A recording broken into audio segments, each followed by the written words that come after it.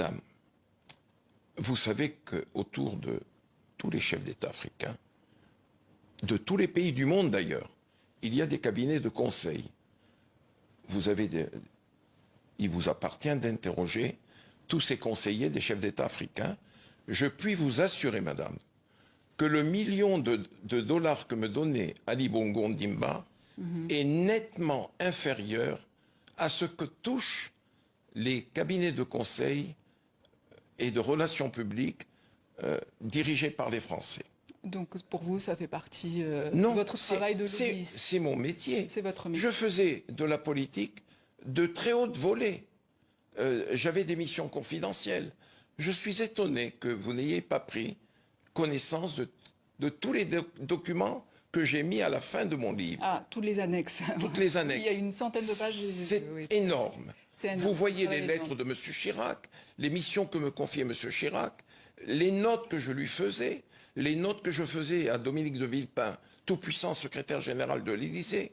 J'étais le lien avec Mobutu pendant la guerre au Zaïre, j'étais le lien avec Omar Bongo, j'étais le lien avec la Côte d'Ivoire, avec la Mauritanie et tant d'autres. Et ces financements. Et il n'y a que ça qui vous intéresse, le financement. Oui, venant des pays qui n'ont pas beaucoup d'argent vers des pays riches. Ça, vous comprenez que ça puisse choquer. Madame. Les personnes qui nous regardent aujourd'hui aussi. Madame, si en 2011, je me suis exprimé, c'est parce que ma conscience me taraudait. Parce que, comme m'appelait Bongo, Omar Bongo Ondimba, il me dit, fiston, tu es mon nègre blanc. Rien ne me différencie d'un Africain, d'où qu'il soit en Afrique noire, si ce n'est que la peau, la couleur de la peau. Je suis né à Dakar, j'ai grandi à Dakar, j'ai noué des relations fraternelles avec tous ceux qui sont les générations gouvernantes en France, en Afrique noire. Vous avez demandé de publier ses mémoires quand vous le pourrez. Depuis la CPI où Laurent Gbagbo purge sa peine, il dit « C'était en 2001, Villepin et Bourgi me demandent de cracher au bassinet pour l'élection de 2002 en France. C'était le prix à payer pour avoir la paix, une tranquillité que Paris n'a pas respectée depuis, et par deux fois. » Oui.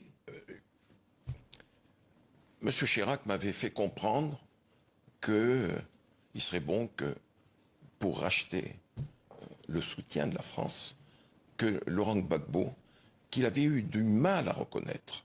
Vous savez, c'est la cohabitation avec M. Jospin. Il a eu du mal à le reconnaître, mais il a fini par le reconnaître. Et je dis dans mon livre, je regrette que vous n'ayez pas lu ce passage, c'est dans la salle de bain de Laurent Gbagbo à Abidjan que Dominique de Villepin, 2 jours auparavant, m'avait dit « Le président Chirac appellera Laurent Gbagbo lundi matin à 9 h. Il me précise à 9 h, heure de Côte d'Ivoire. Et je me trouvais chez Laurent à 8h30. Il va dans la salle de bain et c'est là que le coup de fil arrive sur mon portable. Et je dis à Laurent, le président Chirac veut te parler. Et c'est dans la salle de bain qu'a eu lieu la reconnaissance de Laurent Gbagbo par la France. Je parle de 2002. Chirac a refusé de venir au secours de Gbagbo, qui redoutait l'offensive des rebelles de Guillaume Soro, et lors de la crise ivoirienne 2010-2011 entre Ouattara et Gbagbo, chacun revendiquait la victoire. Sarkozy vous demande de soumettre sa proposition à Gbagbo, en échange de quoi Gbagbo devait quitter le pouvoir. Gbagbo refuse et il vous dit qu'il n'est plus votre ami. Sarkozy répond dès demain: je le vitrifie. La suite, on la connaît évidemment. Qu'est-ce que ça vous fait, qu'est-ce que ça vous a fait de voir les images tourner en boucle à travers le monde d'un Laurent Gbagbo en Marseille avec son épouse Simone? Madame, j'en ai beaucoup souffert. Oui. Je puis vous dire... Leur résidence a été bombardée par l'armée française, l'ONUCI et les troupes de Ouattara. Madame, lorsque le président Sarkozy m'a demandé de passer un coup de fil à Laurent, je savais très bien qu'en cas de refus de Laurent Gbagbo, ça pourrait être terrible. J'ai essayé à travers ce coup de fil de faire comprendre à Laurent que c'était sa vie qui était en danger. Et il m'a raccroché au nez. Il m'a raccroché au nez. Il m'a dit, bon, je t'ai assez parlé, Bob. Il a raccroché.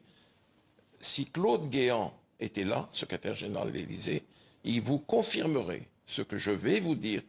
J'ai éclaté en sanglots, madame, parce que je savais ce qui allait se passer. Je suis allé chez le président, bureau mitoyen. Sarkozy. Il me dit, président Sarkozy, bien sûr. Il me dit alors, qu'est-ce qu'il a dit ton ami Gbagbo? Je lui ai dit, il a refusé ta proposition, président. Donc c'est un livre pour vous rabibocher avec Oh Gbagbo non, aujourd'hui? madame, je ne cherche pas à me rabibocher. À mon âge, je voulais laver ma conscience. Ce sentiment de culpabilité m'habite depuis la chute de Laurent, parce que je l'ai vécu. J'ai essayé d'attirer son attention. Il y a eu un événement. J'ai voulu, moi, empêcher Laurent Gbagbo de venir à Marcoussis pour les accords de Marcoussis. J'ai eu Eugène Alou, son homme de confiance, directeur du protocole, à mon cabinet. Je lui ai dit, Eugène, Laurent est encore à Abidjan. J'ai assisté à des réunions avec Dominique, avec le président. Attention, il ne faut pas que Laurent vienne. Interrogez Eugène Alou, il vous confirmera ce que je dis. Je lui ai dit, appelle-le en langue. Dis-lui en langue de ne pas venir. Laurent lui a dit, tu dis à Robert que je viens. Le courage m'habite, je viens. Et c'est là que Dominique de Villepin, Marcoussis, lui dit, je vais te tordre le bras. C'est inacceptable. Monsieur Bourgi, autre chose étonnante, on n'a plus que quelques minutes. Oui. On découvre dans ce livre votre proximité avec le patron du Canard enchaîné, Claude Angély, à qui vous avez donné pas mal d'informations. Je pense par exemple à l'affaire de l'appartement d'Alain Juppé en 95. Mais alors, les diamants de Bokassa, c'est vous aussi?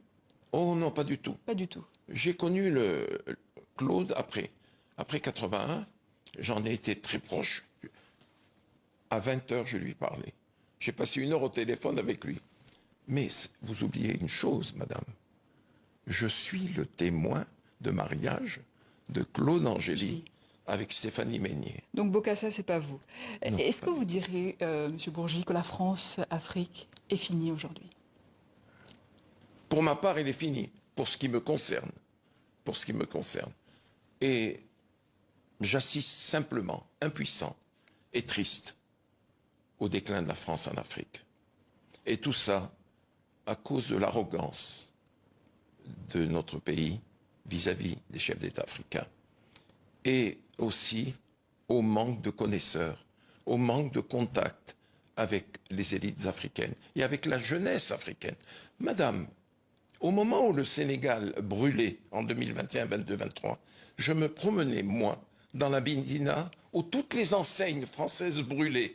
Quand les jeunes manifestants me voyaient, ah, c'est tonton Bourgi, c'est le doyen Bourgi, grand-père. Maintenant, je suis grand-père pour eux.